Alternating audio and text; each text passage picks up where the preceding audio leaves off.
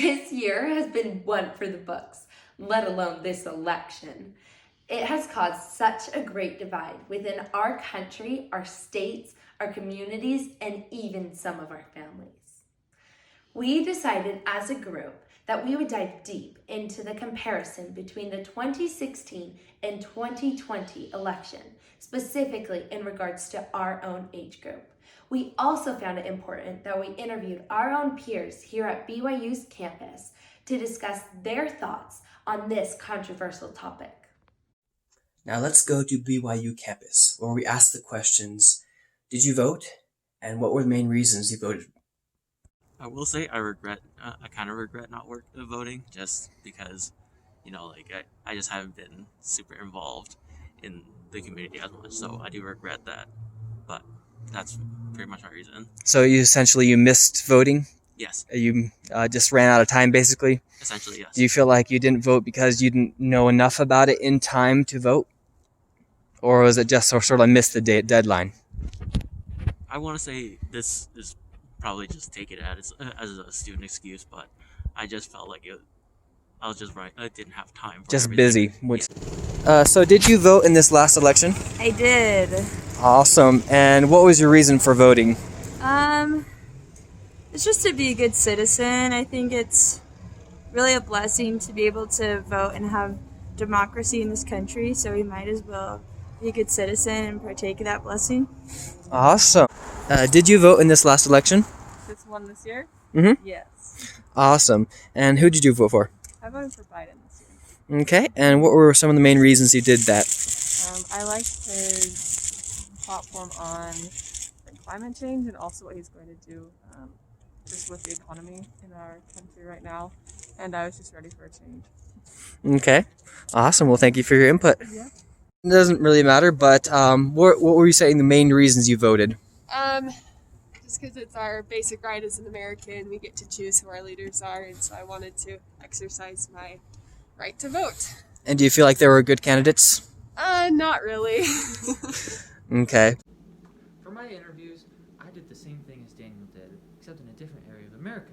I did it here in Idaho. I interviewed multiple different people, asking if they voted or if they didn't, and why or why not. Here, let's take a look at a few of them right now. Ma'am?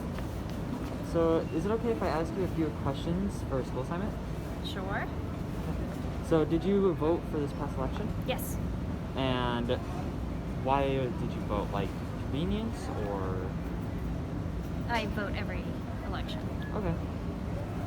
That's it, thank you. Uh-huh. Mind if I ask you a few questions for a school assignment? For a school assignment? Depends on what it is. Mostly about the election. Oh, election, okay. So, did you vote on election day? Yes, I did. Let me use my card. Oh, sorry about that. No, it's okay. I'm just going to get out of your way. Thank you. And so, why did you vote? Why did I vote? Because it's my right, and because I needed to. Thank you. Excuse me, ma'am? Do you mind if I ask you a few questions for a school project? Sure. Okay, so did you vote in this past election? No, I'm pretty much neutral. So just because you're neutral, you didn't vote? Okay, that's all we have to ask. Thank you. By analyzing and comparing statistics, we are able to have a clearer picture and a better understanding of what the information we are given is trying to say. When looking at how BYU students voted compared to other individuals in their same age range, it helps to be able to stop and evaluate all the data given to have the best understanding possible. To begin, we're going to compare how students aged 18 to 29 voted in Utah compared to the nation in the 2016 and 2020 presidential elections. When looking at the statistics for the 18 to 29 age group, it should be noted that in both elections for Utah, the race was really close with only a small margin of difference. However, as Utah is historically a conservative state, it's not surprising that its young adults in this age group voted for the more conservative candidate, in this case, President Trump, for both of the elections. As this is shown, this is taken from NBC News website for the 2016 election for Utah. And as you can see, there's only a 2% difference between the two sides of the election, with the more conservative side winning Trump, the Republican side winning. When compared to the nation, however, this is for the 2016 election as well. This is from Statistica.com. It is shown that specifically for this age group, there's a 21% difference between the two, with the Democratic side winning out more. And this trend actually carries through into the 2020 election as well. This is from the New York Times 2020 election, for the 2020 election. And as you can see, there is only a 1% difference. So it's a very close race, but again, with the Republican side winning out. When compared to the nation, however, there is a 27% difference between the two, with the Democratic side winning out. And this just shows that even though the race is very close in Utah, for the nation it is there's a very big gap between the two for this age group, with the Democratic side winning usually, unlike Utah where the Republican side wins usually.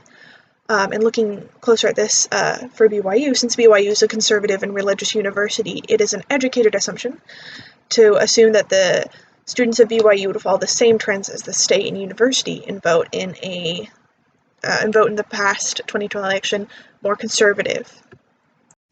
After spending so much time researching this topic, I was very intrigued to learn of the reasons why most people did or did not vote.